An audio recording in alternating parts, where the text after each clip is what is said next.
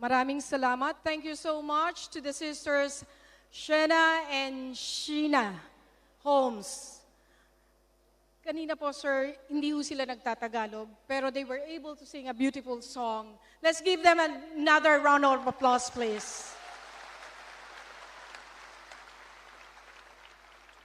May I now pass the mic to the Secretary of Department of Foreign Affairs, Secretary Perfecto Yasay Jr.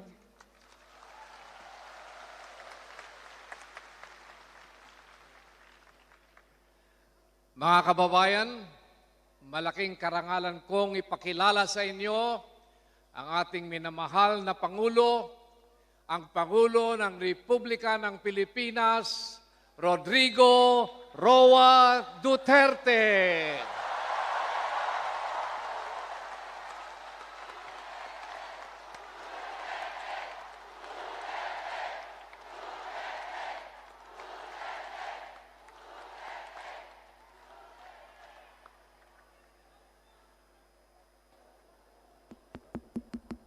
Okay, po kayong lahat. Salamat po.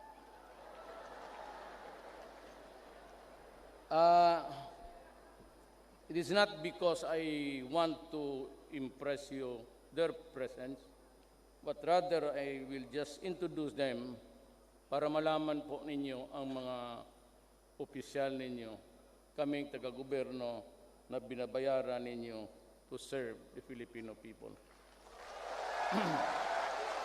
I'd like to, yes, of course, Jun Yasay. Then we have the Secretary Carlos Dominguez III sa Finance. Then we have Secretary Delfin Lorenzana sa National Defense. He used to be a general in the service of his nation in Mindanao many years ago. Nakakilala kami. Yung mga proponents at nakakatulong sa ating mga kababayan, sila si Secretary Ramon Lopez, yung Go Negosyo. Then we have Secretary Jesus Doresa, who's working very hard.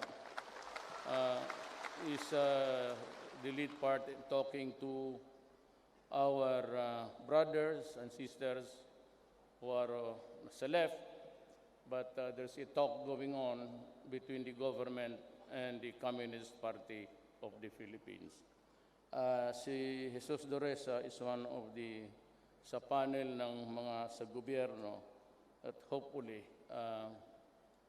this war on sa ideology, this has been going on for the last 45 years. So I ask the Communist Party, total halos magkapareho tayo ng balahibo. I belong to the left. I'm the first left president ninyo po. Pero hindi po ako komunista. I am not a member of the Communist Party. But I share the same horizons because anak lang po ako. It's not because I am poor, but because I am a son of a migrant doon sa Mindanao, and we started, well, it was a long, hard sacrifice. It was then a frontier town. Then we have Secretary Yasmin Busanlao of the National Commission of Muslim Filipino. At ang tatay ko po ay Cebuano, but on the mother side, ang lolo ko Chinese, ang lola ko Maranao, a Muslim. Then we have Secretary Abul Khair Alonto of the Mindanao Development Authority. Then we have the favorite of yung babae na madaldal. Paborito itas Senator Cayetano. And the next is, ito yung mga abogado ng mga celebrity, mga artista kung naghiwalayan, nagkadimandahan. Dito siya medyo perfect. Attorney Panelo, the presidential advisor.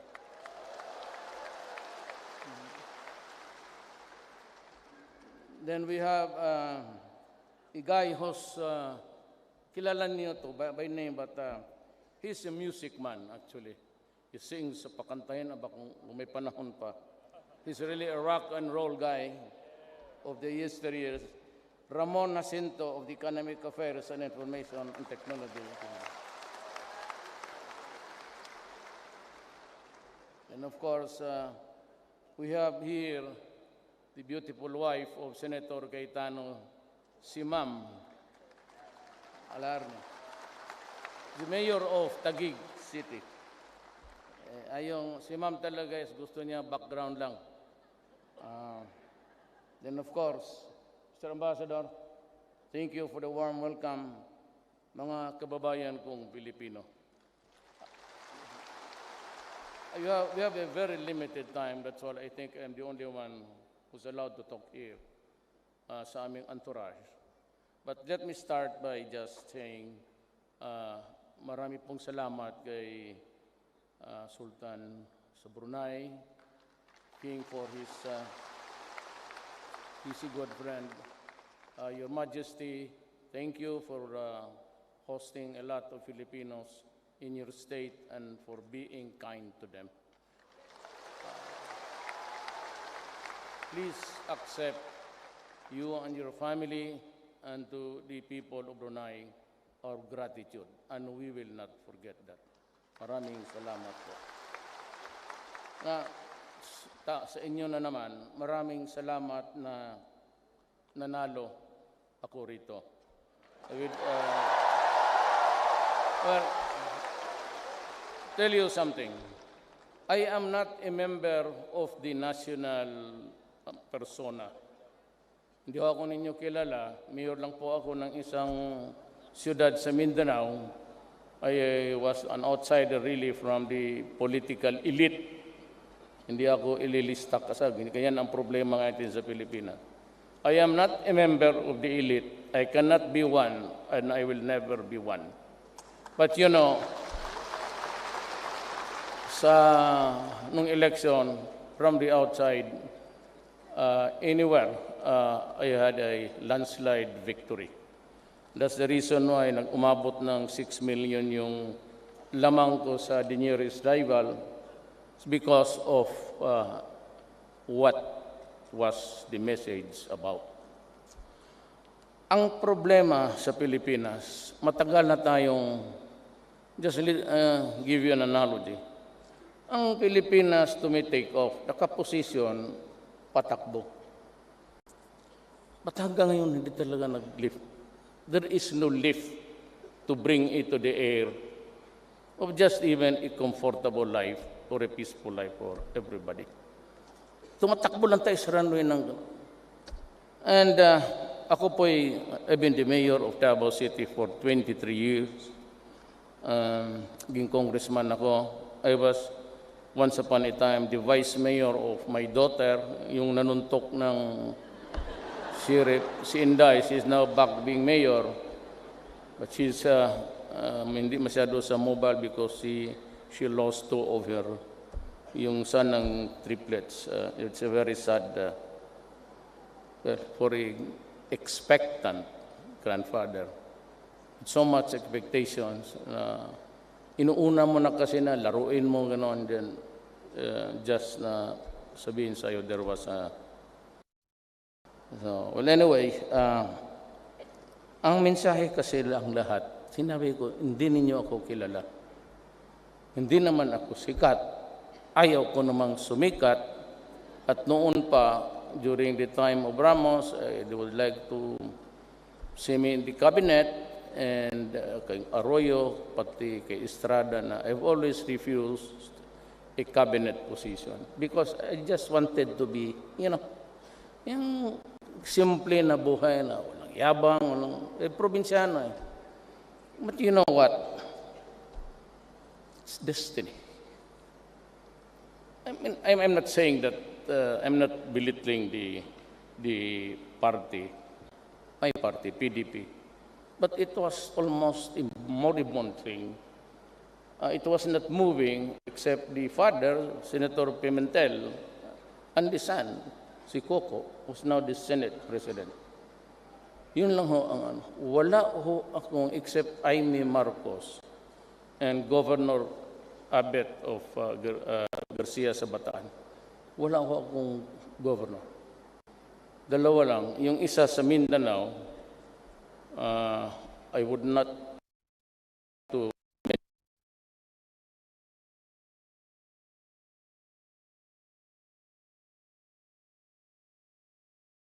ng buhay ko noon.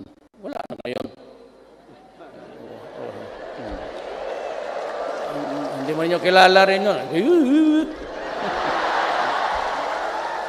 You don't know her, so... But of course, you guys from there, alam niyo yan. It was an open secret that I was having an affair with her. Pero ngayon wala. Balik tayo doon sa tamang istorya. Pupunta na tayo sa babae. Yan ang mahirap. Sometimes, I'm like that. Pagka just spark of babae, wala, parang akong karabaw na pwede mong hilain ng istorya puro babae. Well, anyway, I won, and I really was trying to figure out why. Why? Wala akong pera, wala naman nagbibigay, and as I have promised you, and you can confirm this with everybody, wala akong tinanggap na pera sa mga malaking negosyante. Sabi ko, wala akong tinanggap dyan sa mga, the usual, gusto ko sabihin, pero nandiyan na yan. Kasi ayaw kong makompromise. So, why? Well, anyway, ganito yan. Ang Pilipinas, matagal na sanang nasa itaas. It could have been soaring the skies of progress and development. Maybe, hindi kasing altitude ng umabot ka doon na almost the edge of the universe. But makatake off lang sana an administration after administration. A mayor ago, I was a living spectator to what was really unfolding in our lives. Election after election, puro binubula mo. Nagbulahan. Kaya nung nakita ko, nobody was talking about the conflict in Mindanao. That's because we might really lose a piece of real estate here. Nobody was talking about drugs, and almost all of them, except, how can they talk about righteousness in government? How do you explain a graft-free enterprise? Mahirap kasi yung mga doon, sila mismo siguro, but yung military nila mismo, yung aid, kasama doon sa droga eh. Paano? Saan pupunta ang Pilipino? You must remember that there are 6,000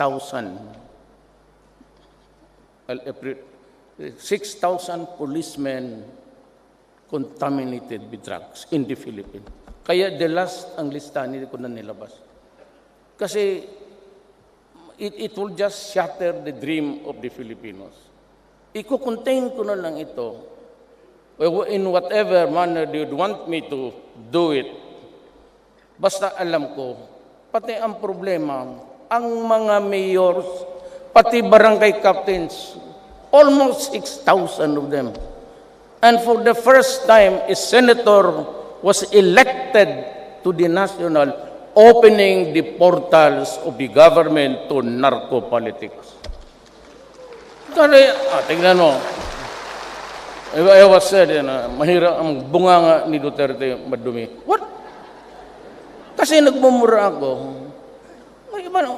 6 generals in the police, into drugs. So they were the first ones to be fired. Na itong yung iba, yung malalaki, most of itong mayors, di play ang problema kasi pagka maswerte talaga ako yung pinili.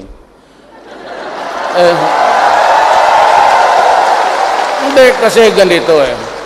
Sa Davao, yung naging mayor ako, dati akong prosecutor fiscal. So araw-araw nasa korte ako trying to secure a conviction just to send to prison itong mga durugista.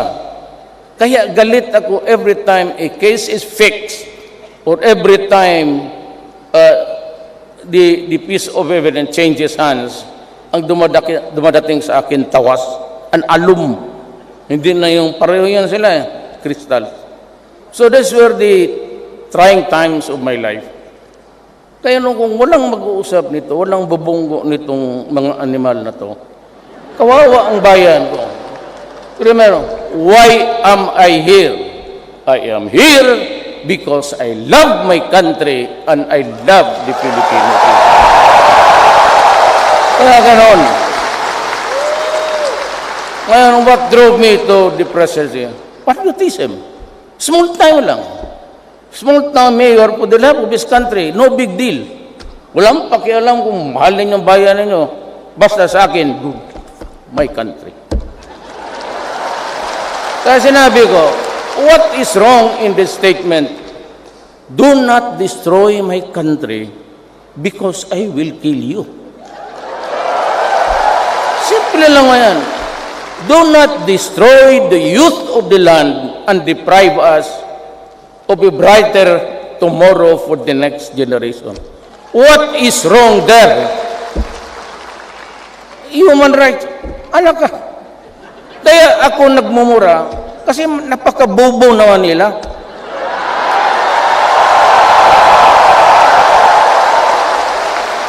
Hindi ako galit sa kanila. What I'm trying to say, I am totally exasperated, that's the word, na hindi nila alam ang batas, that it is not a crime even for a civilian Filipino walking the streets to say, I hate the criminals, I hope they would die, I will kill them if I catch them. Perfectly all right. That's in defense. That statement is in defense of my country and people. Alam mo kasi, ayaw nilang makinig. We are devastated. That is why instead of just taking the usual police punitive action for arrest, mga ano dyan, sabi ko, I will declare war. Why? Again, 3 million. And that was 2 years ago. That figure was given by General Santiago when he was the head of the PDEA, Philippine Drug Enforcement Agency.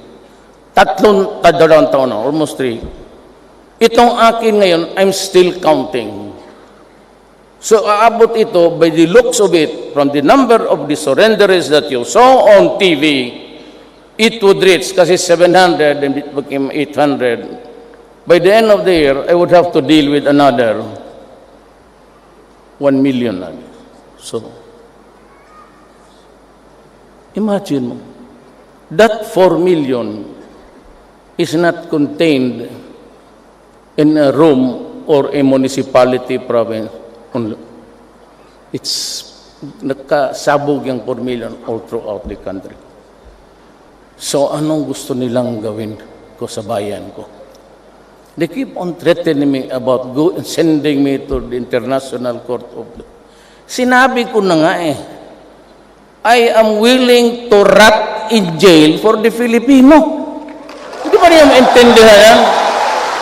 So do not keep on threatening or intimidating me, calling my attention. Napaka-corny mo naman. I find this ridiculous.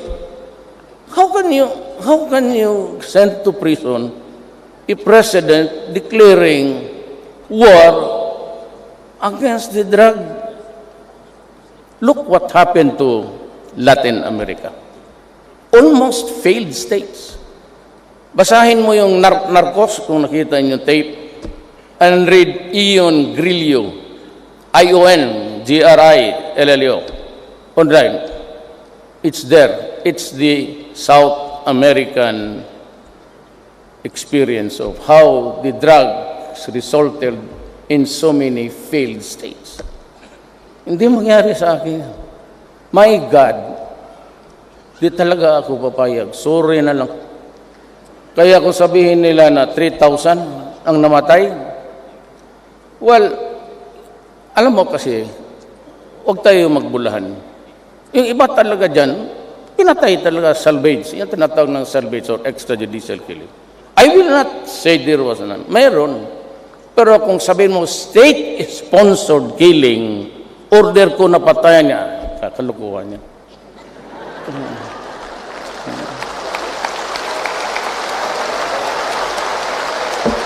Ang nangyari dyan, hinayaan namin, nag-intriga kami, maguli ka dyan, pero hayaan mo lang, sabihin mo ang ano sa kanya, nagsabi, so you had to create the intrigues.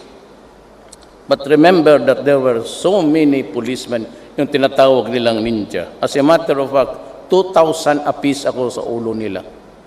Because they are out of the service, they are now hunted. And mag-warning ako, abot ito ng Pilipinas.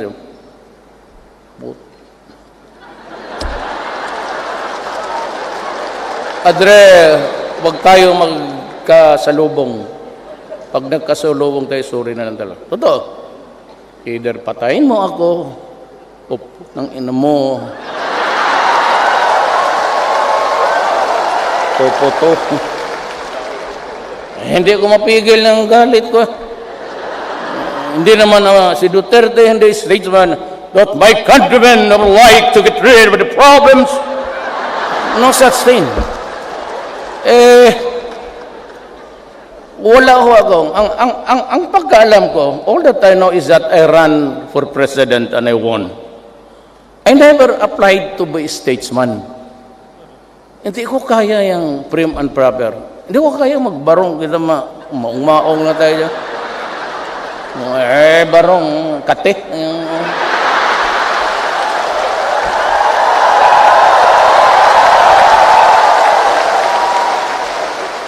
Ako talagang maong. You know why? Sabihin ko na sa inyo. Bakit sudita he cannot dress properly? Well, if you are looking for a sartorial elegance, all you have to do is look at Attorney Panelo. Tingnan mo sapatos. Pati yung langaw, may slide sa kasyahin ng sapatos niya. Tingnan mo. At akin, di walang shine, walang brush. Tissue lang yan sa banyo. Okay na. Never. Tinanggap ako ninyo ganito. Ganito ako. Bakit? Why do And for me, sabi nila, yung mga Manila guys, hindi nila alam, yung elitista talaga. So you might want to tone down your curses, your epithets, your slurs. Well, depende sa crowd. If I am before yung ganitong kung mga durugista kayong siguro ngayon mga 50 natanggap niyo sa akin. Pero dahil nandito ako, magpapasalamat nga yung mama sa inyo sa tulong ninyo. And I'd like to tell you frankly, it has to stop because it is destroying my country. And ang una talaga is, bakit hindi tayo nagde-take up yung corruption? So, sa panahon ko, 888, bukas na yan. Tapos sabi ko sa RPN, si Secretary Andanar, after the news sa PTV4, I think, it's the government channel, i-post na doon, i-text mo lang, opisina, the agency, Rodrigo Duterte, Office of the President, naghumihingi ng 50 mail sa lalabas yan doon. But I will also give them the right to be heard. They can also text back. Bakit nagtagal? Pero sa lahat ng gobyerno ngayon, except those without or beyond my control, yung mga separate judiciary pati Congress, it's 1 month. 1 month ang papel mo. It's approve or disapprove, palabasin mo 1 month. Sa syudad ko noon sa about 3 days. Business clearance, electrical connections, yung sa bumbero na yan, isa pa yan. Butit na laap, kayo, isa rin kayong Kasi yung business, it has to pass by pagdating doon sa police, doon sa fire department, yung building clearance mo, kinig ba? Pagbigay ng papel, pabilihan ka ng fire extinguisher. May contact yan sila, mga fire extinguisher. Kaya mabuti pa, pag nandiyan sila, sunugin mo na yung bahay mo. Busok ka. Sige, patayin mo yan ng extinguisher mo. Ganon ang racket yan. And everything doon sa LTO, but I place General Galvante. He's very good. Attorney Delgras, basta yung regulation, yung nire-regulate. So sabi ko sa cabinet, the least intervention, the better. The least ang pakialam natin dyan sa patakbo ng gobyerno. So 1 month tayong lahat, pati ako. And down the line, sabi ko kay Secretary Sueno ng DILG to establish an orderly procedure. 3 days. Yung mga mayors, pag di kayo bigay ninyong authority doon sa sinong demonyong gusto niyang bigyan niya. Basta 3 days. Ngayon, ayaw kong makipag-away. I know that yung local officials are only under my supervision. I do not have the control gaya ng cabinet. The cabinet is under my control and supervision. Meaning to say, you can change their decision. That is control. Kunyari may decision si Secretary Andanar, hindi ko nagustuhan, I can change it. But sa mga local, they're elected, siyempre, hindi ka makapaalam. But I see to it that everything is orderly and, of course, correct. Pag hindi correct, diyan tayo hindi magkaintindihan. I do not want really to interfere. The least intervention sa amin. But I would like to urge, hinahamon ko ang local government because this piece of memo to reach them. Huwag ninyong masyadong pahirapan talaga ang Pilipino. Otherwise, ako di na makatakbo. At mayroon silang sinasabi na hindi ko matapos ang 6 years ko. Yung iba sabi nila, makudita ako. Yung sabi iba mga taga-Amerika, lahat ng Pilipino sa Amerika magpunta doon sa Manila kasi, sige, mag-uwi ang lahat ng Pilipino. Bagsak tayo doon sa ilalim ng Manila Bay. Tignan mo. Sa hangin nila, mga hangin ito, they think that they can change. Who are you to change the choice of the people? But pero ako, sabi ko nga, huwag niyo akong takutin. Because I became president by almost a miracle to me. At least sabi ninyo, pera yan, terorismo. Well, you're entitled to your own opinion. But you guys, you were living witnesses to what transpired during the last election. That's destiny. So if God wants me to be there only 2 years, He will find the reason to oust me. Either He will kill me, babagsak ako, o ang military, magsabi sila, ayaw na namin. Ay, di sige. Pero na lang yung kudita madugo yan. Kasi hindi rin talaga ako lalabas dyan sa opisina ko buhay. Patayin mo muna ako. Pero sige, 3 years. Kayo, wala dito, linya. Huwag na tayo magpatayan. Right hand. Ay, General, kami na ngayon. Di sige, bye-bye. Inyo na. O di kayo, so you solve the problem of the Philippines. Hindi ba ganon? So, what does that mean to me? That is part of my destiny. Huwag ninyo akong takutin kasi para sa akin, bigay ng Diyos. Yan ang buhay ko, pati yung trabaho. Ngayon, anytime kunin niya sa akin yan, then that is the part of the history of my presidency. So, forget about yung auster. Kasi pag mainit ang ulo ko, ang tingin ko sa inyo, puro drug addict, bang. So, kita niyo yung ganon? Mamili, bet, kayo, yung iba siguro, takutin ninyo ng gano'n. Mahirap yan. Alam mo, palagay tayo ng sinasabi ko pa noon sa mga asawa ko, sagutin mo ako kasi ako ang matapang. Gwapo, questionable yan. Hindi naman tayo tisoy kagaya kay Senator Cayetano.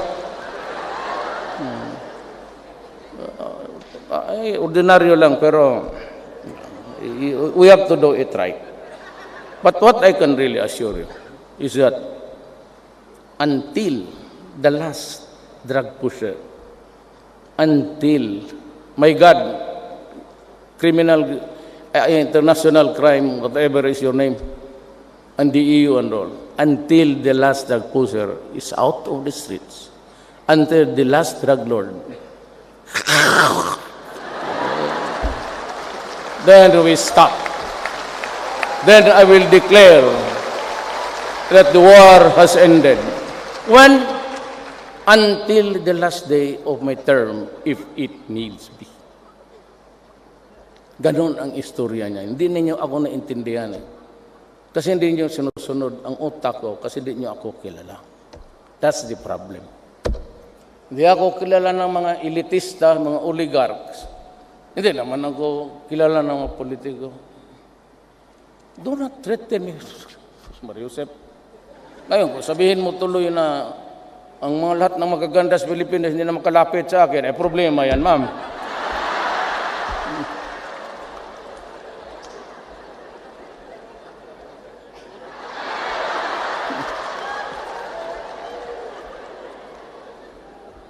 So, gaganda ang buhay natin. In the fullness of God's time, gaganda ang by the grace of Allah.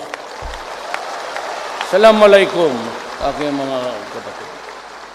Gaganda yan, sigurado ako. I give you my word. I give you my honor. Talagang malinis itong gobyerno to. And crime has to stop so that it will not bug the Filipino people of their kung paano natin pagandahin ang bayan. I'm 71. I do not even expect I could complete the whole,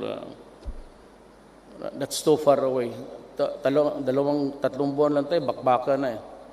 So, but no more yung umuwi kayo. Kaya kayo, pagka may maghingi sa inyo, sa airport pa lang, sampalin mo na kagad.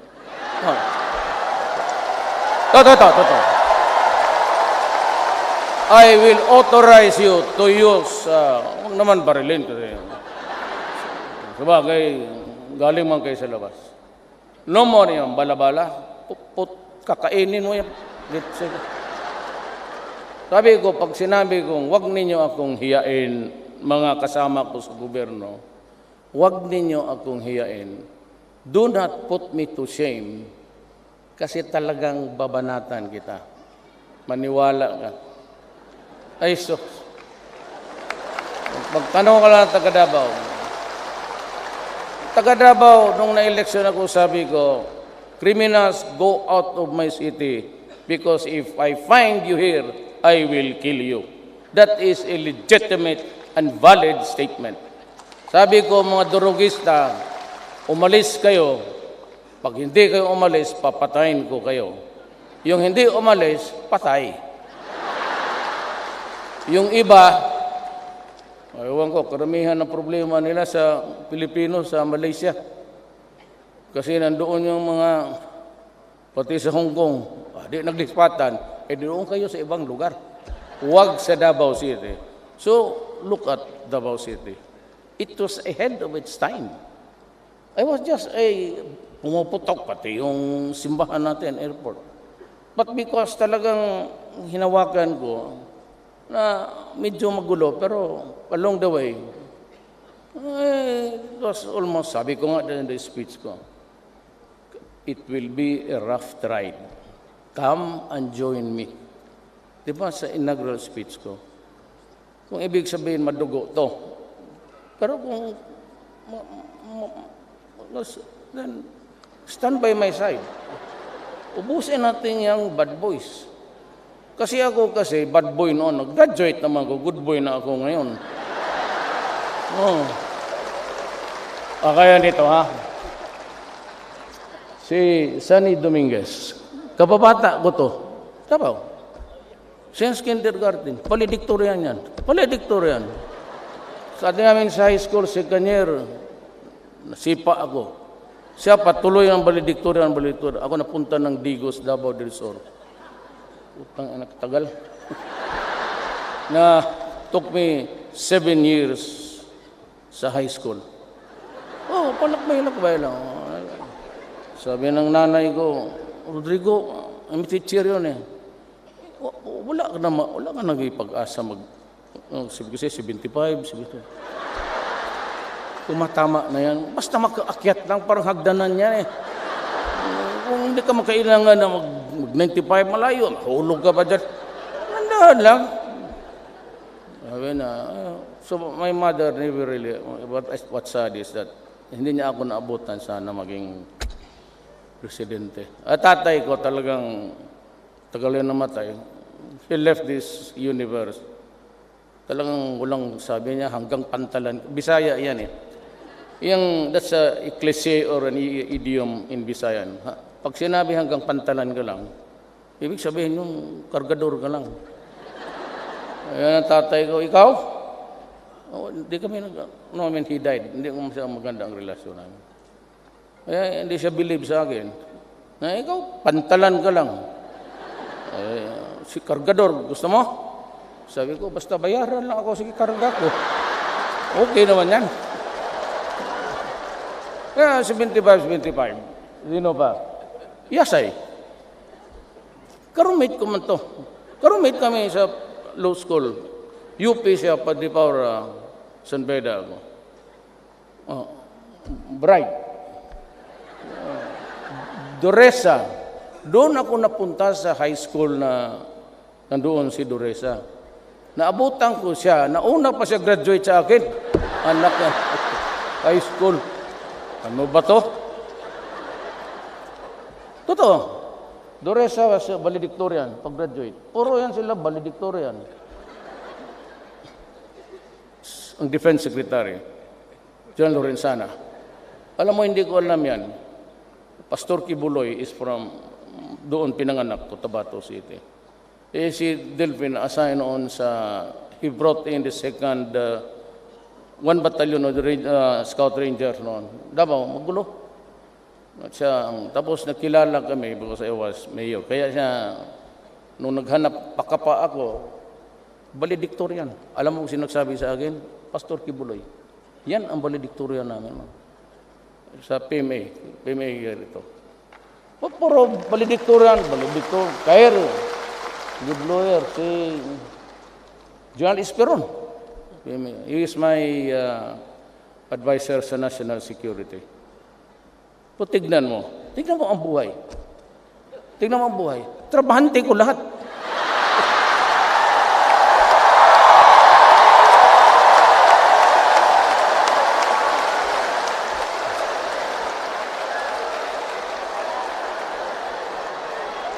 Diba? So what's there's no secret actually. All you have to do, baski naka-ano ka, you have to have values in life. Baski ako ganito lang, sabi na pumapatay, yan ang gusto mo eh. Sinabi ko na sa inyo, hinto. Ginusto mo yan.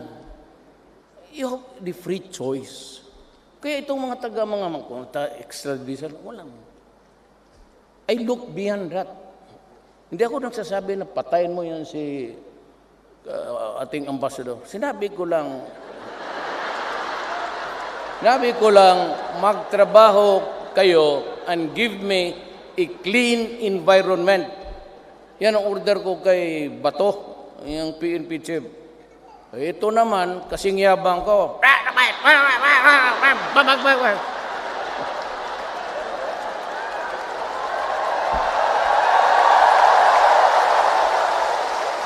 Tinawagan ko, Batole ka.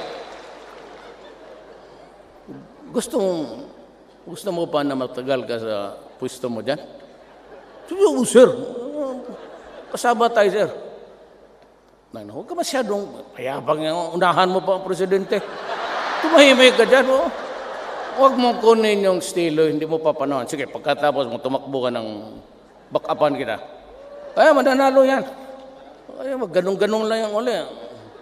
Pero by that time, kung you have to create the problem to react to it, because if there is no problem, nothing to react to, so wala ka. That's the reason why. You have to have a problem, and you are the problem solver, but you have to create the problem.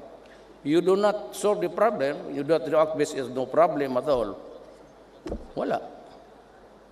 So, ganito lang ang panahon. I'm just reacting to the problem. Kaya kung wala yan, sabi ko nga, yan you have also my word, 6 years ago. But if they can craft not the cabinet, but yung peace natin, nagkipag-usap ako sa komunista. Nag-uusap na tayo ngayon sa Oslo. Doresa is really a jet-lagged guy. Pag ganun-ganon yan, kailan ka dumating? Kahapon pag ganun-ganon siya. Sabagay, international celebrity niya siya sa iyong. Siya yung tinatanggap ng iyong. Siya yung tignan. Sabi ko, sige, inyo na yan si Doresa. Marami pa ako dito. He's handling the PR, goodwill, gano'n. Ako naman, buga ng buga, because I do not want, ganun ako baski tanongin mo, buhay pa naman si Presidente Arroyo, baski sa harap ni Presidente Arroyo noon, because I was taken in, di ba, ginawa niya akong advisor o consultant on public security. Pagka nandiyan kami sa loob, patawag kami, tapos hindi kami nagkaintindihan yung mga general, nagmumura ako. Kayo dyan So, gano'n lang ang bunganga ko, but wala akong paksabayan lang ako. Kaya, baski anong klaseng argument natin, wag lang sana, it is an issue of my country. Talagang makaproblema tayo. Kaya yan drugs, it is not really an issue of drugs. It is the survival of the next generation. Kasi kung puro may tama yan lahat, it starts with the family. Magsiseparate talaga. Pangkahan kita, putulin niya para hindi mag-abot ng Pilipinas. Di, huwag na lang mapapasubo pa. It's okay. Ang pamilya talagang sasabog. It starts with the family dysfunctional. Then ang anak mo problema, magnakaw na, that start na. Ipagbili yung mga kotse ninyo. Hanggang wala na. And 1 year, 2 years use of shabu. Sabi nga ng Amerikano, sila mo nagsabi, will shrink the brain of a human being. Now, how many of the Filipinos, of the 4 million, have their brains shrunk already by shabu? Tanungin ko ang human rights. You worry about the 3,000? Hindi nga nyo, sabi 3,000. Let me ask you, who was my 50th victim? Sinong pangalan? Babae o lalaki? Anong edad niya? Saan tinapon? Anong ginamit? Mahirap yan ganun. You just make a sweeping stick tapos ipakulong mo ako. Buang. Takutin ng ganun. I have this, it is sabi ko nga kung totoo man, ikulong na ninyo ako, I do not mind. 71, how many years more? 5, 6, 7? Ay, bakit? May wala akong ambisyon mag-abot ng 80. I will even ask God now, please, pagkatapos ko sa presidency, o natanggal ako dyan, tapusin mo na ako. Kasi gusto ko na magpunta sa nanay pati tatay ko kung nakuhaan sila.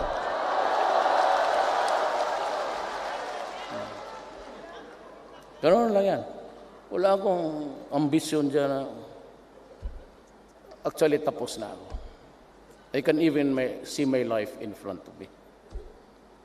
I never lost an election since 1988. wala na akong mahingi sa Diyos. Kaya ang hinihingi ko, buhay ko na lang. Na magmasagana hanggang makatapos ako sa trabaho ko. So, wala akong ambisyon. Pera, Jesus Maria. Wala, totoo. Wala akong fascination sa pera. Baski noon pa, yung classmate ng kanya, no? Tiis kaming lahat. Wala akong kutsi-kutsi, kagalka. Totoo. Binangga pa ni Yasay.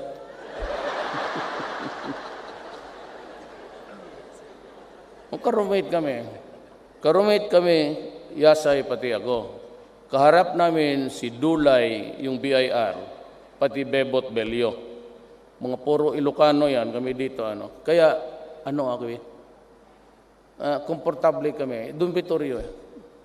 So I can manage well with every crowd sa Pilipinas. Dulay na yan, he's very honest. Baski noong taga-YMCA pa kami, sa dormitorio, minsan Holy Week. So, may PX doon, nakawan. So, ninakaw namin yung mga sigarilyo na maganda. So, pagdating ng pulis, pag-report, nung hanap, ang pulis nga tanong, meron, bakit yung lahat ng sigarilyo, yung pagtapon sigarilyo, itapon, marami dyan yung mga Winston, yung imported. Siyempre nakaw, si Amire ko. Aywan namin kung sino ang nagnakaw. Pero Dulay, ayaw talaga. Wala yan. Bebot, Belio. So, lahat kami nagtatrabaho. Do not place any premium sa aming position. Wala yan, Presidente.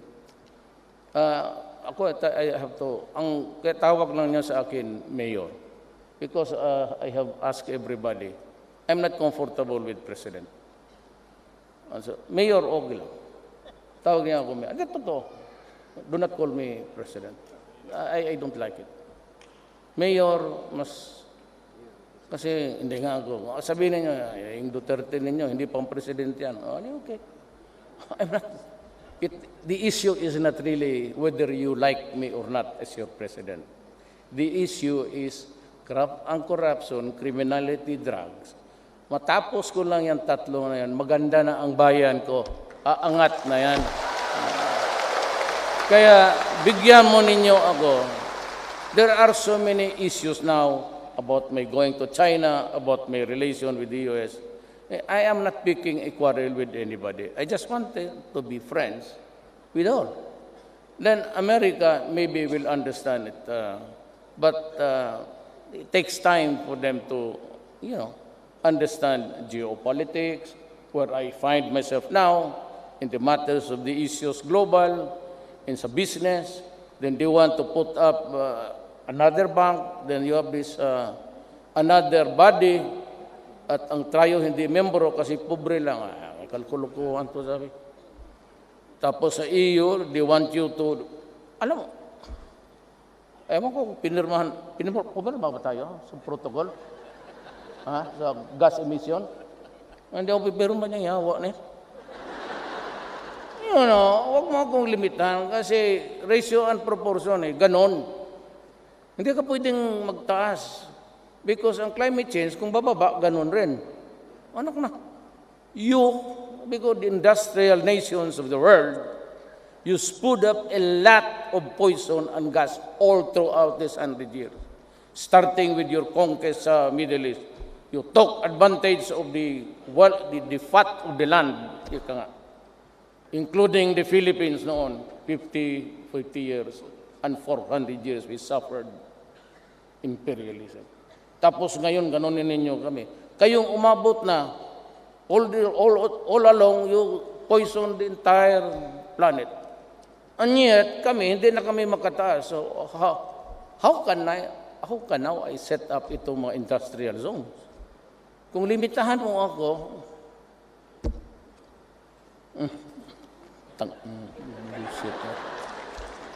you have to approach it in a very realistic way. It could not be a binding treaty if it does not work to the best interest of my country.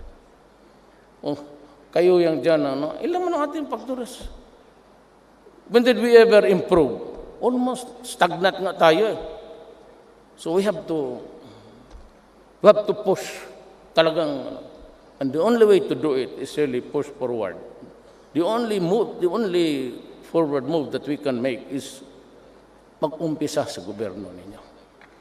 Mag-umpisa talaga. Huwag kayo, sabi ko sa airport, una pa lang gustong humingi, sabi ni Duterte, sampaling ka raw. Tapos sampaling, tawagan mo ako. Totoo, pakita ko sa inyo paano magsipa ng tao sa publiko. Ay ako, gano'n, talagang sisipa ako ng tao. Sabi nila, Duterte, hindi na manalo yan kasi nanampal. Kung ayaw, gusto ng Diyos, di wala na. O pagkatapos ng gusto ng Diyos. Kaya huwag ninyo akong sisihin. Kung gusto ninyo, may galit kayo, gusto ninyong sigawan ninyo ang Diyos. Kasi ang Diyos naglagay sa akin dito. Okay? So, we all believe in God. Ako naman is, ang pamilya ko, even my son married a Maranao, mother, pati Tausug ang tatay niya. So it kind of mix in my, mga apo ko, half of the line there are all Moro. Each other Tausug or Maranao. Ako, but I believe in God. So God says that in the fullness of God's time, what He prophesied for this nation, the Philippines, will be realized. So with that promise of God, hindi yan akin. Ako, utusan niya ako. I will work to what strictly in accordance with what God wanted me. Kasi nga ang pagka-presidente ko, almost destiny.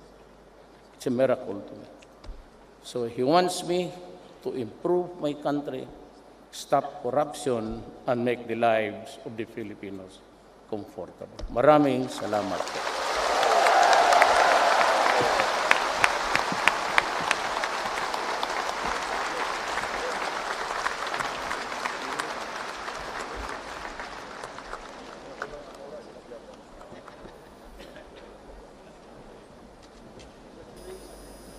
Thank you very much, Mr. President. Another round of applause to our dear President, Rodrigo Roa Duterte.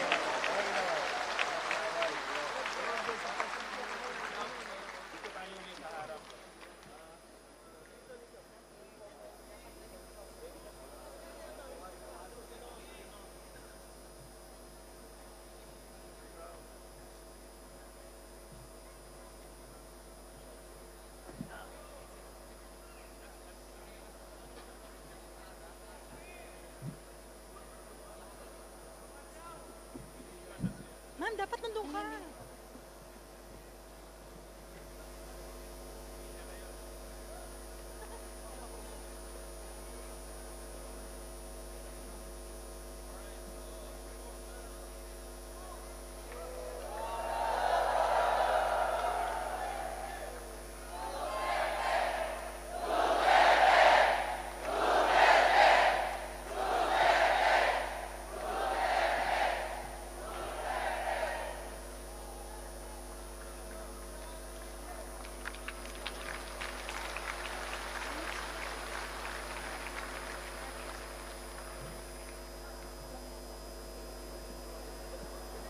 We would like to request everybody to please maintain the line for the President to be able to exit properly. Maraming salamat po sa inyong kooperasyon.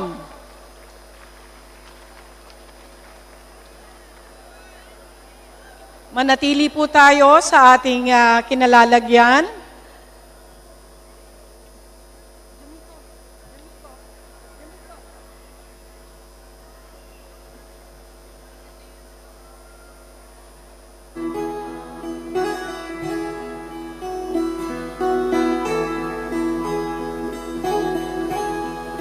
Ikaw ang pangulo para sa pagbabago Sawa na ang bayan ko sa magnanakaw na tao.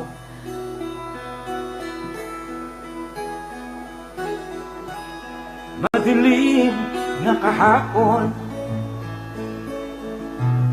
ikaw ang mataahon. We would like to request everybody to please remain in your seats. Digong Let us allow the delegates to go out properly. Tapos aayusin ho natin ang labas mamaya para ho hindi tayo siksikan. So, can we request everybody to please take a seat? hawak kamay tayo. Can we request the marshals? Marshals, please maintain the line for the president to pass by. Nakikiusap lang po, wag muna po kayong aalis sa mga kinalalagyan nyo. Let us allow the president and his entourage to go out properly. Maraming salamat po sa inyong kooperasyon at disiplina. Let's give a big hand to ourselves. We love you, Mr. President. Droga at mga nakawan, dapat nang mapigilan.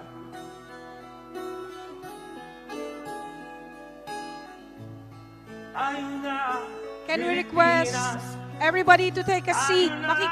Para makita po natin lahat ang paglabas. Hawak kamay tayo para sa pag-asenso. Can we request the marshals to prepare para ho ayos ang paglabas natin? Tayong lahat kay Rodrigo. Gente, para sa tunay na pagbabago. Why am I here? I am here because I Okay, love nakikiusap my country. lang po. I love the people. Please remain in your seats until the president and the rest of the delegates are out of the venue. Marshals, please get ready. Gente, para sa tunay na pagbabago.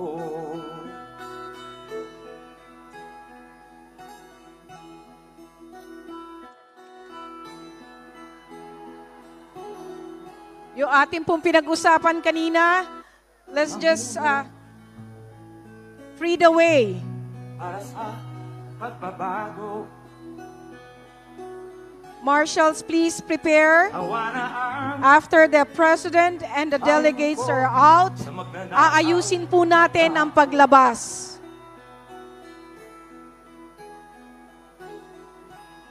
Madilim na kahapon. Marshals, wala muna pong lalabas. Can we request everybody to take a seat? Nakalabas na po. Can everybody please take a seat? Aayusin po natin ang paglabas. Can we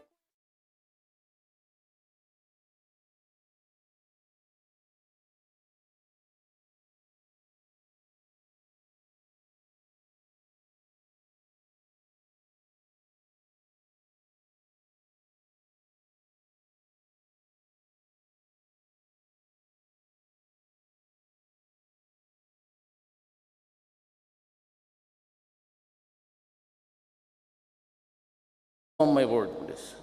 6 years ago. But if they can craft not the cabinet, but yung peace natin, nagkipag-usap ako sa komunista. Nag-uusap na tayo ngayon sa Oslo. Doresa is really a jet-lagged guy. Pag ganun-ganon, kailan ka dumating? Kahapon pag ganun-ganon siya. Sabagay, international celebrity niya siya sa iyong. Siya yung tinatanggap ng iyong. Siya yung tignan. Sabi ko, sige, inyo na yan si Doresa. Marami pa ako dito. He's handling the PR, goodwill, ganon. Eh ako naman, buga ng buga, because I do not want, ganon ako eh. Baski tanongin mo, buhay pa naman si Presidente Arroyo, baski sa harap ni Presidente Arroyo noon. Because I was taken in, di ba, ginawa niya akong advisor o consultant on public security. Pagka nandiyan kami sa loob, patawag kami, tapos hindi kami nagkaintindihan yung mga general. Nagmumura ako. Kayo dyan eh. So, gano'n lang ang bunganga ko, but wala akong paksabayan lang ako. Kaya, baski anong klaseng argument natin, wag lang sana, it is an issue of my country. Talagang makaproblema tayo. Kaya yan drugs, it is not really an issue of drugs. It is the survival of the next generation. Kasi kung puro may tama yan lahat, it starts with the family. Magsiseparate talaga. Pangkahan kita, putulin niya para hindi mag-abot ng Pilipinas. Di, wag na lang mapapasubo pa. It's okay. Ang pamilya talagang sasabog. It starts with the family dysfunctional. Then ang anak mo problema, magnakaw na, that start na. Ipagbili yung mga kotse ninyo. Hanggang wala na. And 1 year, 2 years use of shabu. Sabi nga ng Amerikano, sila mo nagsabi, will shrink the brain of a human being. Now, how many of the Filipinos, of the 4 million, have their brains shrunk already by shabu? Tanungin ko ang human rights. You worry about the 3,000? Hindi nga nyo, sabi 3,000. Let me ask you, who was my 50th victim? Sinong pangalan? Babae o lalaki? Anong edad niya? Saan tinapon? Anong ginamit? Mahirap yan ganun. You just make a sweeping stick tapos ipakulong mo ako. Buang. Takutin ng ganun. I have this, it is sabi ko nga kung totoo man, ikulong na ninyo ako, I do not mind. 71, how many years more? 5, 6, 7? Ay, bakit? May wala akong ambisyon mag-abot ng 80. I will even ask God now, please, pagkatapos ko sa presidency, o natanggal ako dyan, tapusin mo na ako. Kasi gusto ko na magpunta sa nanay pati tatay ko kung nakuhaan sila.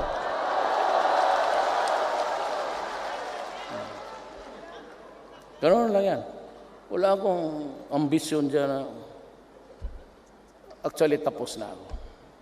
I can even see my life in front of me. I never lost an election since 1988. Wala na akong mahingi sa Diyos. Kaya ang hinihingi ko, buhay ko na lang. Na magmasagana hanggang makatapos ako sa trabaho ko.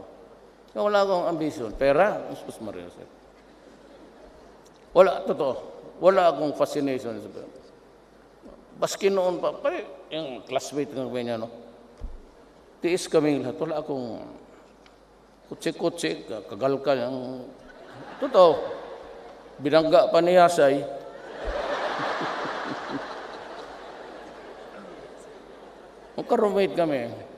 Karumate kami, Yasay pati ako. Kaharap namin si Dulay, yung BIR, pati Bebot Belio. Mga puro Ilocano yan, kami dito. Kaya, ako komportable kami. Dormitorio So I can manage well with every crowd sa Pilipinas. Dulay na yan, he's very honest. Baski noong taga-YMCA pa kami, sa dormitorio, minsan Holy Week. So, may PX doon, nakawan. So, ninakaw namin yung mga sigarilyo na maganda. So, pagdating ng pulis, pag-report, nung hanap, ang pulis nga tanong, meron, bakit yung lahat ng sigarilyo, yung pagtapon sigarilyo, itapon, marami dyan yung mga Winston, yung imported, Siyempre na ako, siyempre ko. Aywan namin kung sino ang nagnakaw. Pero Dulay, ayaw talaga yan. Wala yan. Bebot, Bilyo. So, lahat kami nagtatrabaho. Do not place any premium sa aming posisyon. Wala yan, Presidente. Ako, I have to, ang tawag lang niya sa akin, Mayor. Because I have asked everybody, I'm not comfortable with President. So, Mayor, okay lang. Tawag niya ako, Mayor. Totoo. Do not call me President. I don't like it.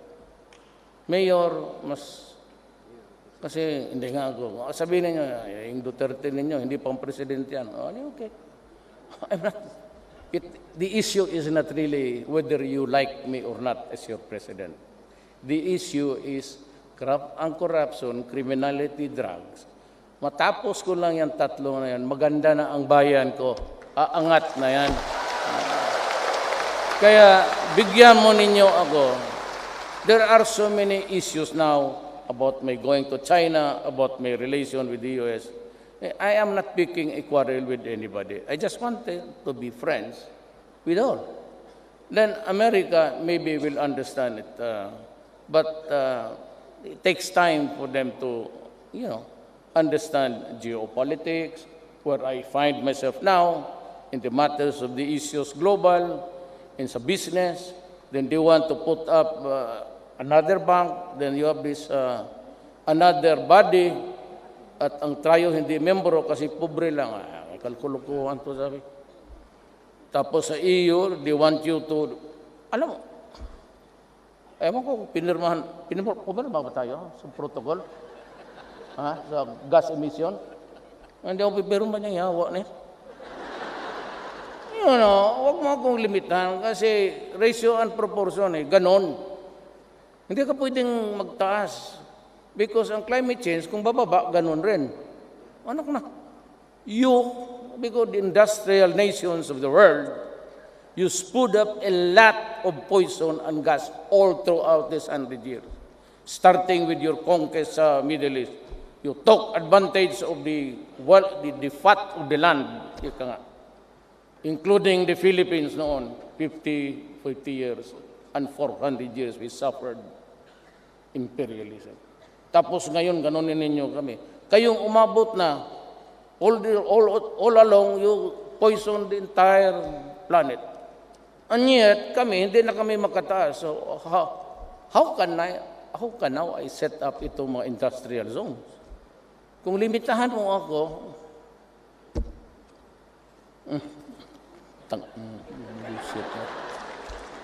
you have to approach it in a very realistic way.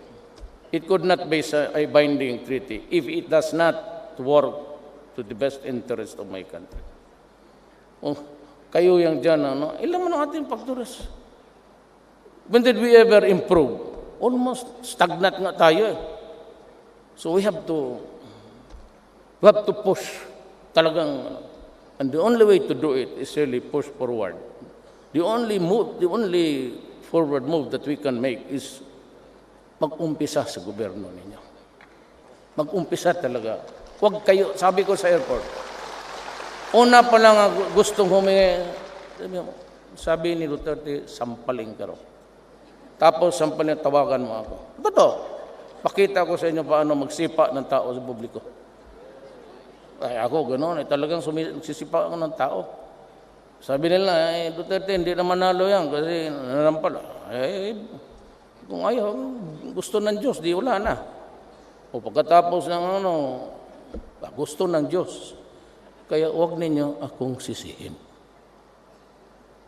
Kung gusto ninyo, may galit kayo, gusto ninyong sigawan ninyo ang Diyos.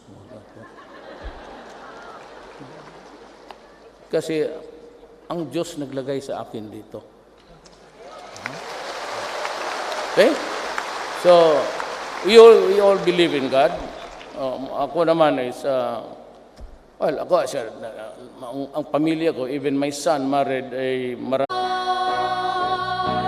Nalaman ako sa mundo, kapalit may buhay ko.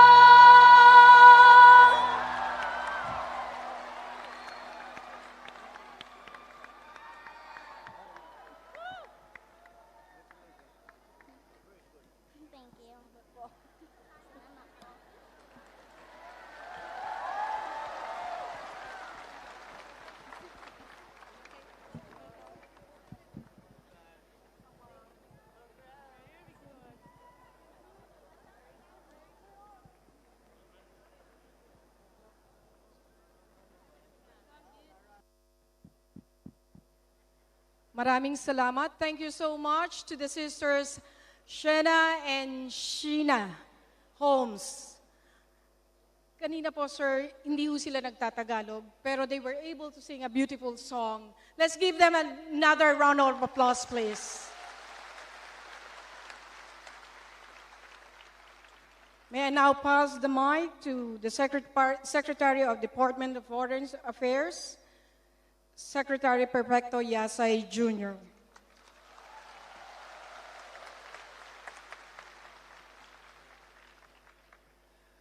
Mga kababayan, malaking karangalan kong ipakilala sa inyo ang ating minamahal na Pangulo, ang Pangulo ng Republika ng Pilipinas, Rodrigo Roa Duterte.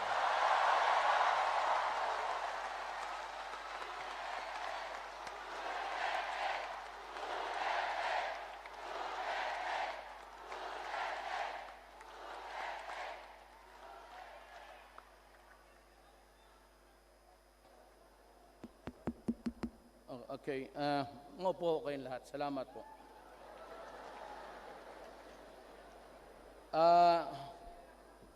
It is not because I want to impress you their presence, but rather I will just introduce them para malaman po ninyo ang mga opisyal ninyo, kaming taga-gobyerno na binabayaran ninyo to serve the Filipino people. I'd like to, yes, of course, si Jun Yasay. Then we have the Secretary Carlos Dominguez III sa Finance. Then we have Secretary Delfin Lorenzana sa National Defense. He used to be a general in the service of his nation in Mindanao many years ago. Nakakilala kami. Yung mga proponents at nakakatulong sa ating mga kababayan, sila si Secretary Ramon Lopez, yung go-negosyo. Then we have Secretary Jesus Doresa, who's working very hard.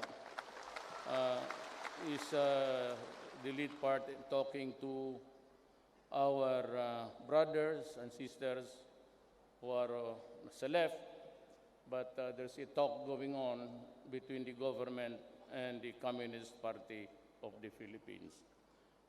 Si Jesus Doresa is one of the sa panel ng mga sa gobyerno at hopefully, this war on sa ideology, this has been going on for the last 45 years. So I ask the Communist Party, total halos magkapareho tayo ng balahibo. I belong to the left. I'm the first left president ninyo po. Pero hindi po ako komunista. I am not a member of the Communist Party. But I share the same horizons because anak lang po ako. It's not because I am poor, but because I am a son of a migrant doon sa Mindanao, and we started, well, it was a long, hard sacrifice. It was then a frontier town. Then we have Secretary Yasmin Busanlao of the National Commission of Muslim Filipino. At ang tatay ko po ay Cebuano, but on the mother side, ang lolo ko Chinese, ang lola ko Maranao, a Muslim. Then we have Secretary Abul Khair Alonto of the Mindanao Development Authority. Then we have the favorite of yung babae na madaldal. Paborito itas Senator Cayetano. And the next is, ito yung mga abogado ng mga celebrity, mga artista kung naghiwalayan, nagkadimandahan. Dito siya medyo perfect. Attorney Panelo, the presidential advisor.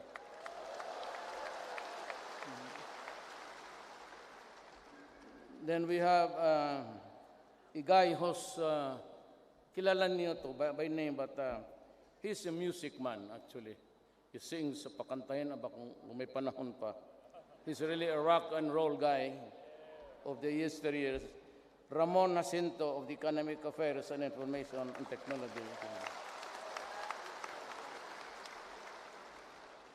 And of course, we have here the beautiful wife of Senator Cayetano, si Ma'am Alarne, the mayor of Taguig City. Si Ma'am talaga is gusto niya background lang. Then of course, Mr. Ambassador, thank you for the warm welcome, mga kababayan kong Pilipino. We have a very limited time. That's why I think I'm the only one who's allowed to talk here sa aming entourage. But let me start by just saying marami pong salamat kay Sultan sa Brunei, King for his good friend. Your Majesty, thank you for hosting a lot of Filipinos in your state and for being kind to them. Please accept you and your family and to the people of Brunei our gratitude, and we will not forget that. Maraming salamat po. Sa inyo na naman, maraming salamat na nanalo ako rito.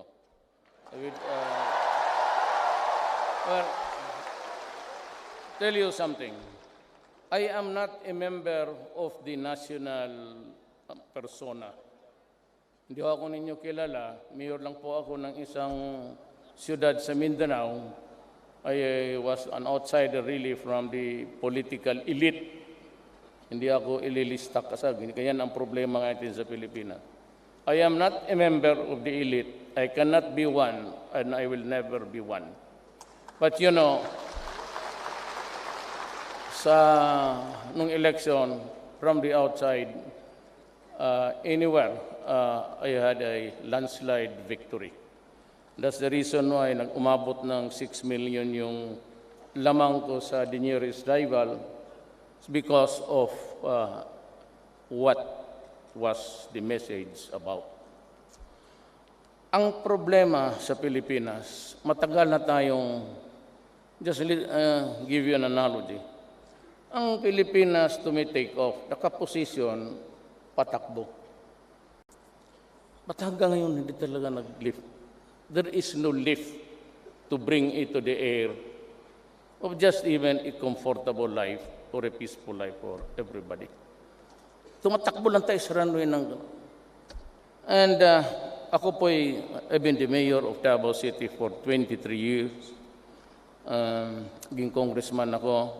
I was once upon a time the vice mayor of my daughter, yung nanuntok ng sheriff, si Inday. She's now back being mayor.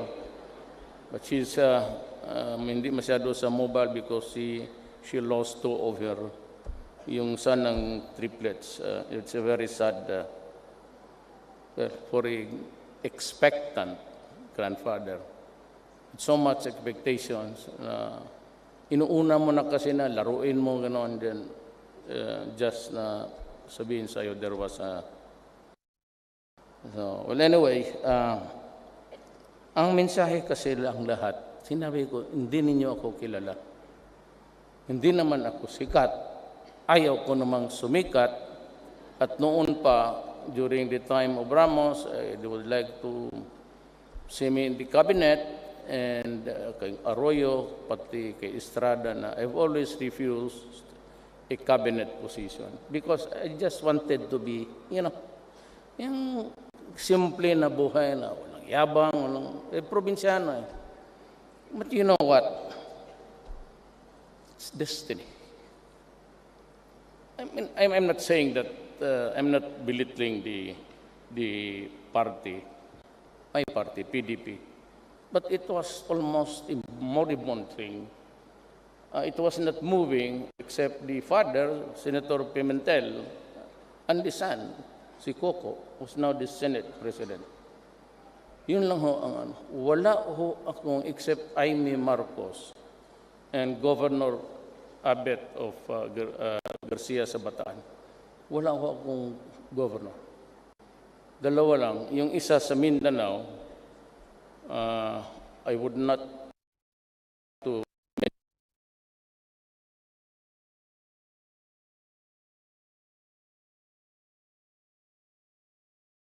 ng buhay ko noon. Wala na ngayon. Hindi mo nyo kilala rin yun. You don't know her, so... But of course, you guys from there, alam niyo yan. It was an open secret that I was having an affair with her. Pero ngayon wala. Balik tayo doon sa tamang istorya. Pupunta na tayo sa babae. Yan ang mahirap. Sometimes, I'm like that. Pagka just spark of babae, parang akong karabaw na pwede mong hilain ng istorya puro babae. Well, anyway, I won, and I really was trying to figure out why. Why? Wala akong pera, wala naman nagbibigay, and as I have promised you, and you can confirm this with everybody, wala akong tinanggap na pera sa mga malaking negosyante. Sabi ko, wala akong tinanggap dyan sa mga, the usual, gusto ko sabihin, pero nandiyan na yan. Kasi ayaw kong makompromise. So, why? Anyway, ganito yan. Ang Pilipinas, matagal na sanang nasa itaas. It could have been soaring the skies of progress and development. Maybe, hindi kasing altitude ng umabot ka doon na almost the edge of the universe. But makatake off lang sana an administration after administration. A mayor ago, I was a living spectator to what was really unfolding in our lives. Election after election, puro binubula mo. Nagbulahan. Kaya nung nakita ko, nobody was talking about the conflict in Mindanao. That's because we might really lose a piece of real estate here. Nobody was talking about drugs. And almost all of them, except, how can they talk about righteousness in government? How do you explain a graft-free enterprise? Mahirap kasi yung mga doon, sila mismo siguro, but yung military nila mismo, yung aid, kasama doon sa droga eh. Paano? Saan pupunta ang Pilipino? You must remember that there are 6,000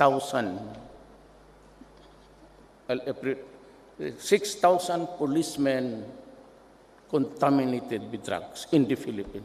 Kaya the last ang listahan, hindi ko na nilabas.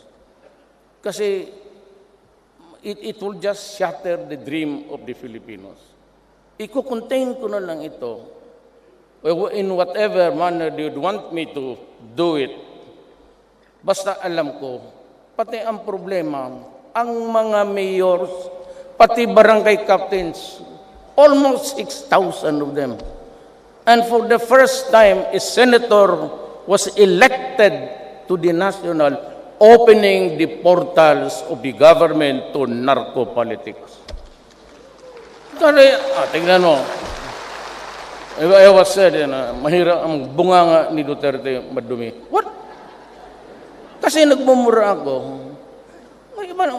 6 generals in the police, into drugs. So they were the first ones to be fired. Na itong yung iba, yung malalaki, most of itong mayors, di play ang problema kasi pagka maswerte talaga ako yung pinili. Hindi kasi ganito eh. Sa Davao, yung naging mayor ako, dati akong prosecutor fiscal. So araw-araw nasa korte ako trying to secure a conviction just to send to prison itong mga durugista. Kaya galit ako every time a case is fixed or every time the piece of evidence changes hands, ang dumadating sa akin tawas, an alum. Hindi na yung pareho yan sila, crystal. So these were the trying times of my life. Kaya nung kung walang mag-uusap nito, walang babunggo nitong mga animal na to, kawawa ang bayan ko. Remember, why am I here? I am here because I love my country and I love the Filipino people. Kaya ganon. Ngayon, what drove me to the presidency? Patriotism. Small time lang. Small town mayor for the love of this country. No big deal. Walang pakialam kung mahal ninyo ang bayan ninyo. Basta sa akin, my country. Kaya sinabi ko, what is wrong in this statement? Do not destroy my country because I will kill you. Simple lang yan. Do not destroy the youth of the land and deprive us of a brighter tomorrow for the next generation. What is wrong there? Human rights. Ano ka? Kaya ako nagmumura kasi napakabobo naman nila.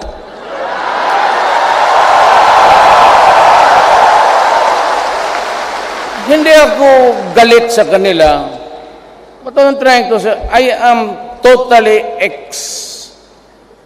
exasperated, that's the word, na hindi nila alam ang batas, that it is not a crime even for a civilian Filipino walking the streets to say, I hate the criminals, I hope they would die, I will kill them if I catch them.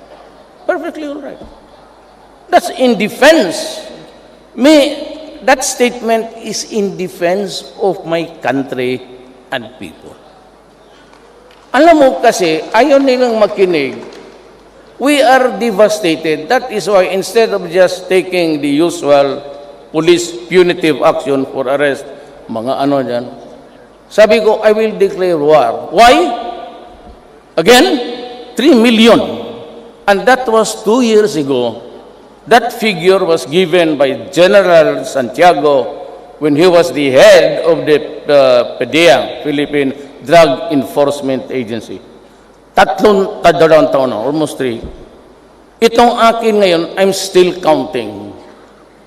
So aabot ito, by the looks of it, from the number of the surrenderies that you saw on TV, it would reach, kasi 700 and it became 800. By the end of the year, I would have to deal with another 1 million. So, imagine mo, that 4 million is not contained in a room or a municipality province only. It's nakasabog yung 4 million all throughout the country.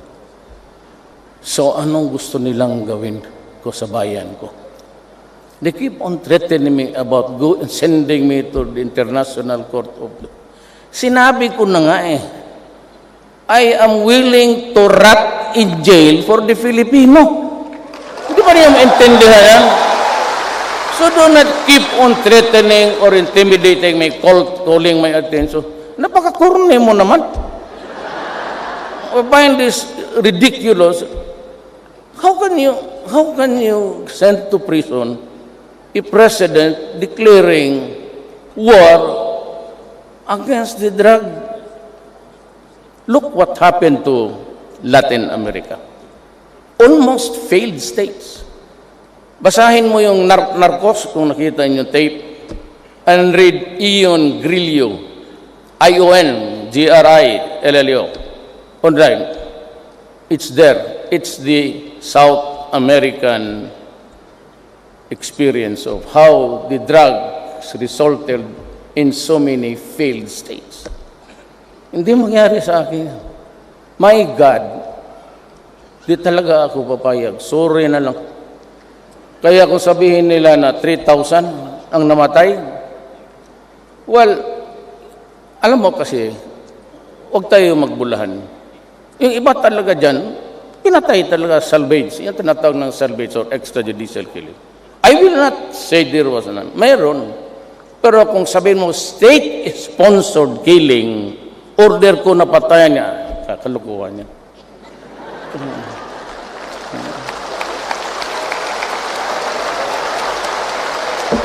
Ang nangyari dyan, hinayaan namin, nag-intriga kami, maguli ka dyan, pero hayaan mo lang, sabihin mo ang ano sa kanya, nagsabi, so you had to create the intrigues. But remember that there were so many policemen, yung tinatawag nilang ninja. As a matter of fact, 2,000 apiece ako sa ulo nila. Because they are out of the service, they are now hunted. And mag-warning ako, abot ito ng Pilipinas.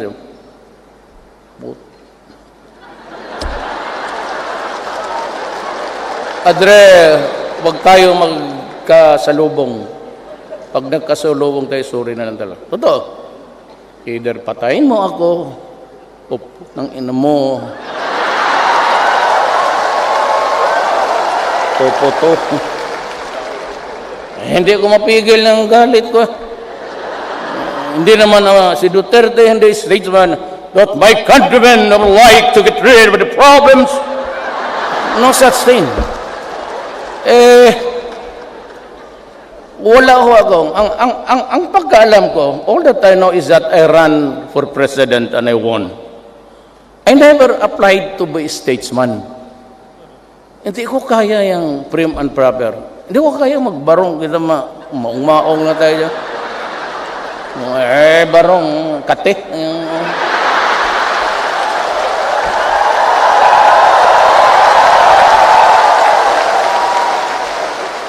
Ako talagang maong. You know why? Sabihin ko na sa inyo. Bakit sudita he cannot dress properly?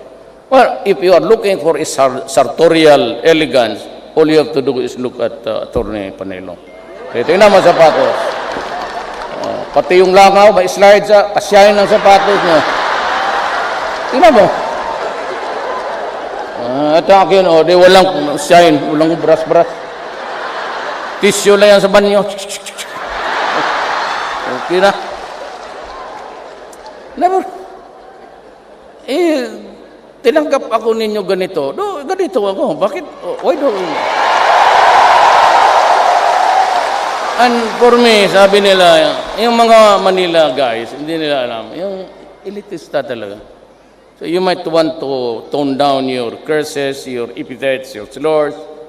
Well, depende sa crowd. If I am before yung ganitong kung mga durugista kayong siguro ngayon mga 50 natanggap niyo sa akin. Pero dahil nandito ako, magpapasalamat nga yung mama sa inyo sa tulong ninyo. And I'd like to tell you frankly, it has to stop because it is destroying my country. And ang una talaga is, bakit hindi tayo nagde-take up yung corruption?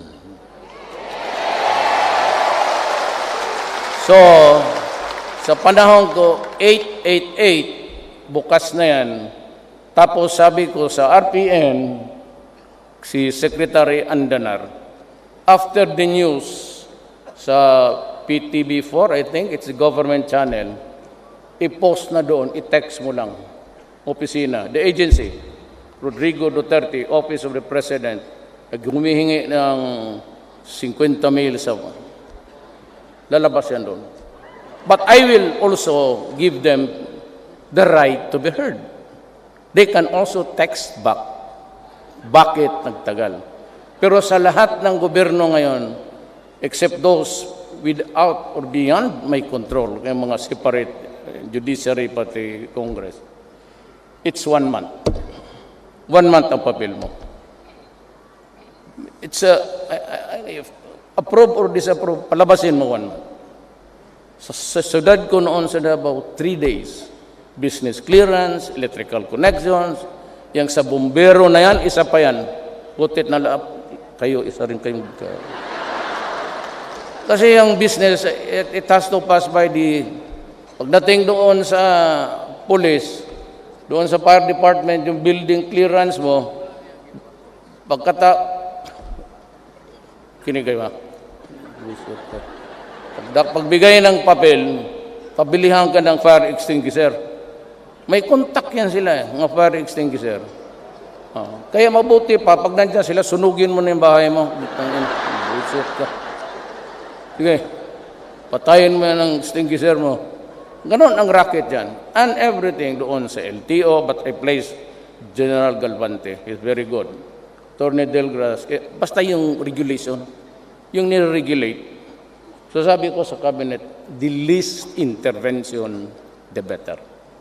The least ang pakialam natin dyan sa patakbo ng gobyerno. So 1 month tayong lahat. Pati ako. And down the line, sabi ko kay Secretary Sueno ng DILG to establish an orderly procedure. 3 days. Yung mga mayors, pag di kayo bigay ninyong authority doon sa sinong demonyong gusto niyang bigyan niya. Basta 3 days. Ngayon, ayaw kong makipag-away. I know that yung local officials are only under my supervision. I do not have the control gaya ng cabinet. The cabinet is under my control and supervision. Meaning to say, you can change their decision. That is control. Kunyari may decision si Secretary Andanar, hindi ko nagustuhan, I can change it. But sa mga local, they're elected, siyempre, hindi ka makapaalam. But I see to it that everything is orderly and, of course, correct. Pag hindi correct, diyan tayo hindi magkaintindihan. I do not want really to interfere. The least intervention sa amin. But I would like to urge, hinahamon ko ang local government because this piece of memo to reach them. Huwag ninyo masyadong pahirapan talaga ang Pilipino. Otherwise, ako di na makatakbo. At meron silang sinasabi na hindi ko matapos ang 6 years ko. Yung iba sabi nila, makudita ako. Yung sabi iba mga taga-Amerika, lahat ng Pilipino sa Amerika magpunta doon sa Manila kasi, sige, mag-uwi ang lahat ng Pilipino. Bagsak tayo doon sa ilalim ng Manila Bay. Tignan mo. Sa hangin nila, mga hangin ito, they think that they can change.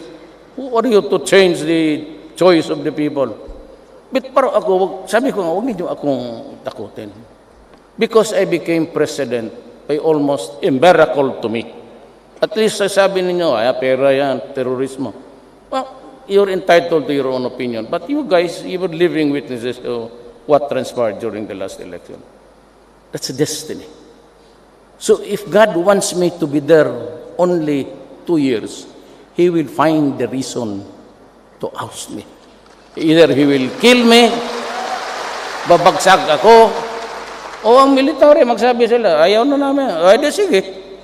Pero na lang yung kudita madugo yan. Kasi hindi rin talaga ako lalabas dyan sa opisina ko buhay. Patayin mo muna ako. Pero sige, 3 years. Kayo, wala dito, linya. Huwag na tayo magpatayan. Right hand. General, kami na ngayon. Di sige, bye-bye. Inyo na.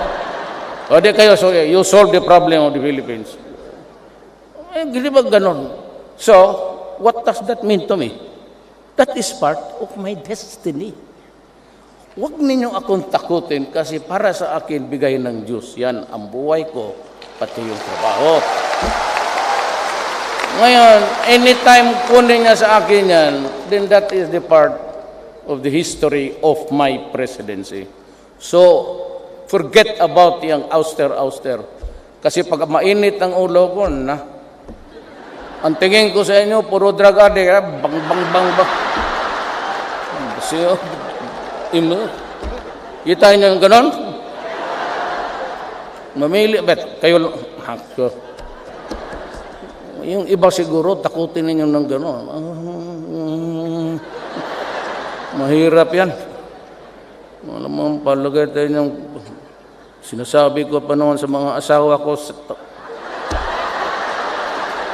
sagutin mo ako kasi ako ang matapang. Gwapo, questionable yan. Hindi naman tayo tisoy kagaya kay Senator Cayetano.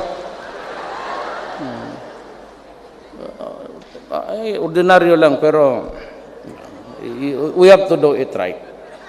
But what I can really assure you is that until the last drug pusher, until, my God, criminal, international crime, whatever is your name, and the EU and all, until the last drug pusher is out of the streets, until the last drug lord, then we stop. Then I will declare that the war has ended. When? Until the last day of my term, if it needs be. Ganon ang istorya niya. Hindi ninyo ako naintindihan. Kasi hindi niyo sinusunod ang utak ko kasi hindi niyo ako kilala. That's the problem. Hindi ako kilala ng mga elitista, mga oligarchs. Hindi naman ako kilala ng mga politiko. Do not threaten me, Mariusep. Ngayon, kung sabihin mo tuloy na ang mga lahat ng magaganda sa Pilipinas hindi na makalapit sa akin, problema yan, ma'am.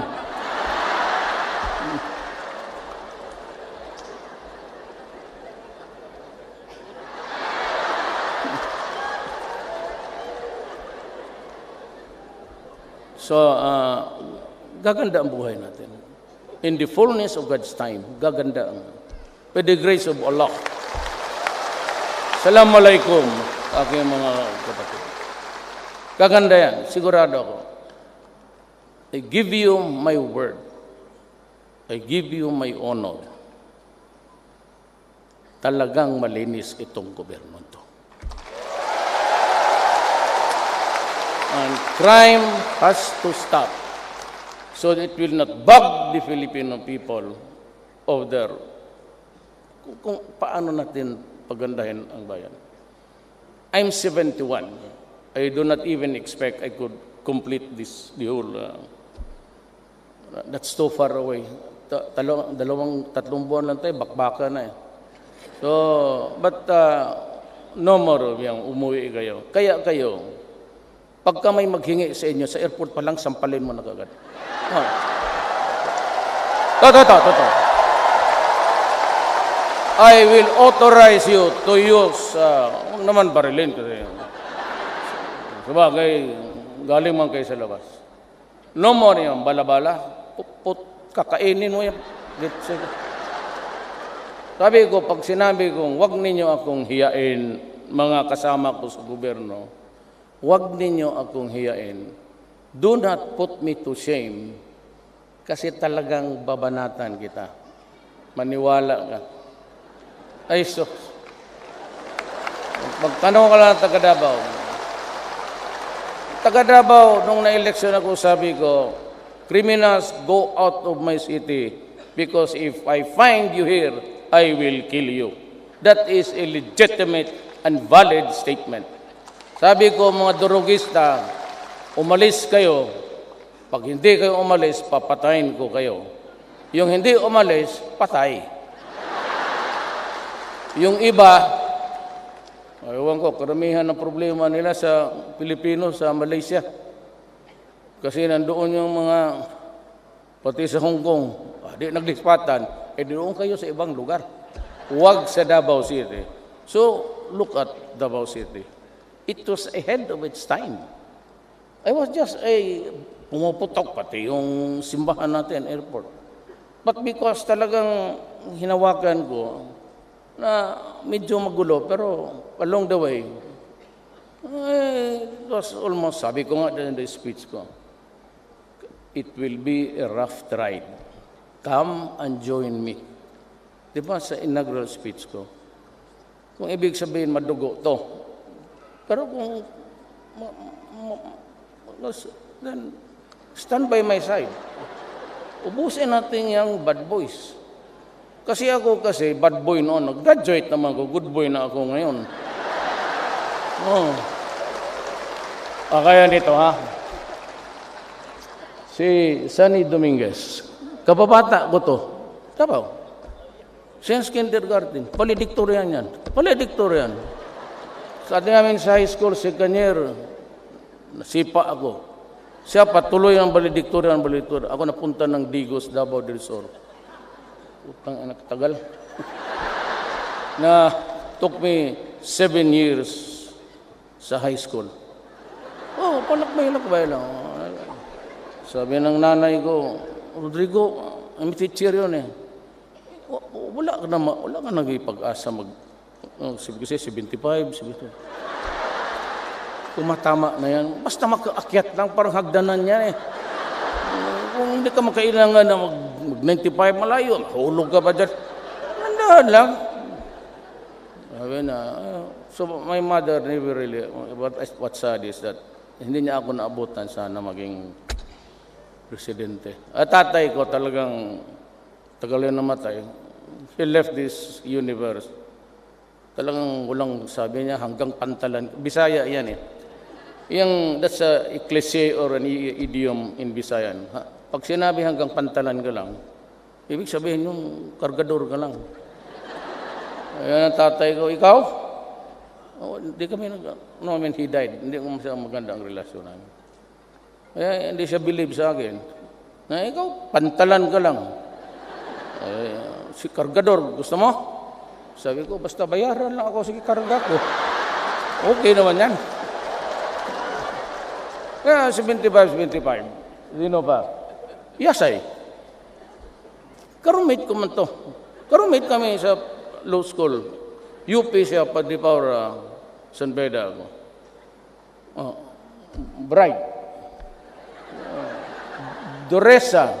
Doon ako napunta sa high school na nandoon si Doresa. Naabutan ko siya. Nauna pa siya graduate sa akin. Anak na. High school. Ano ba to? Totoo. Doresa was valedictorian pag-graduate. Puro yan sila valedictorian. Ang Defense Secretary, John Lorenzana. Alam mo, hindi ko alam yan. Pastor Kibuloy is from doon pinanganak ko, Tabato City.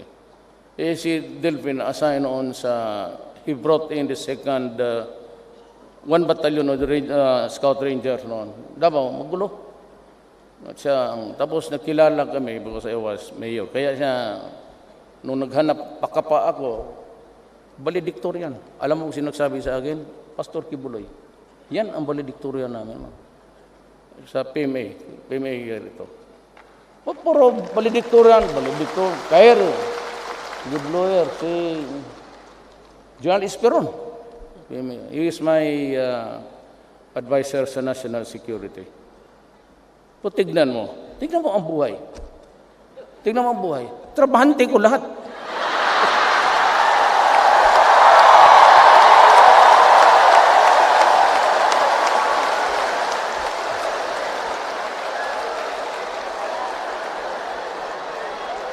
Diba?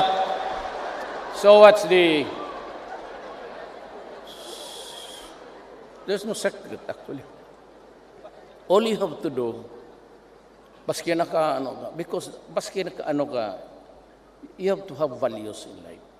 Baski ako ganito lang, sabi na pumapatay, yan ang gusto mo eh. Sinabi ko na sa inyo, hinto. Ginusto mo yan. You have the free choice. Kaya itong mga extradition, walang. I look beyond that. Hindi ako nagsasabi na patayin mo yan si ating ambassador. Sinabi ko lang, magtrabaho kayo and give me a clean environment. Yan ang order ko kay Bato, yung PNP chief. Ito naman, kasing yabang ko.